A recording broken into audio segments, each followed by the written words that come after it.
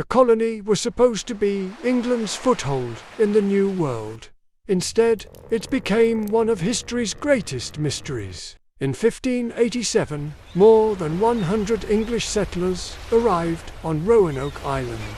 Off the coast of what is now North Carolina, they were far from home, surrounded by unfamiliar forests, uncertain allies, and a coastline that could turn deadly without warning. Yet they carried enormous hopes. This settlement was meant to be the beginning of a permanent English presence in North America. Among them was a young girl named Virginia Dare, the first English child born in the Americas. For a brief moment, the future seemed promising, but almost immediately, problems began to appear. Food was scarce. Relations with some local indigenous groups were tense. Supplies were running low.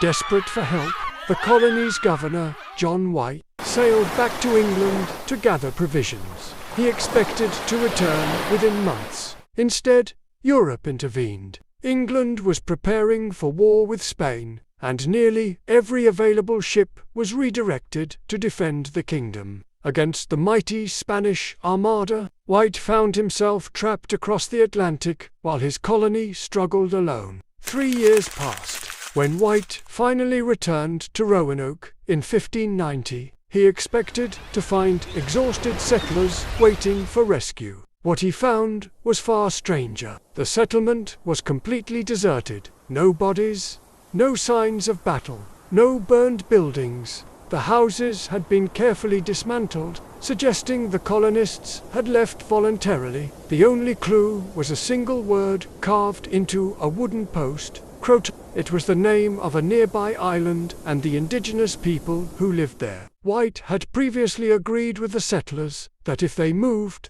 they would leave a message showing where they had gone. It seemed like a simple answer. Yet a violent storm prevented White from searching Croton Island, and he was forced to leave. He never saw his daughter, granddaughter, or the other colonists again. Over the centuries, historians have proposed countless theories. Some believe the settlers joined local indigenous communities and were gradually absorbed into them. Others suggest disease, conflict, or environmental disasters played a role. Archaeological discoveries have provided hints, but no definitive answer. More than 400 years later, the fate of the lost colony remains unsolved. The settlers of Roanoke did not leave behind a final battle, a dramatic last stand, or a clear ending. They simply vanished into history, leaving behind a carved word, a handful of clues,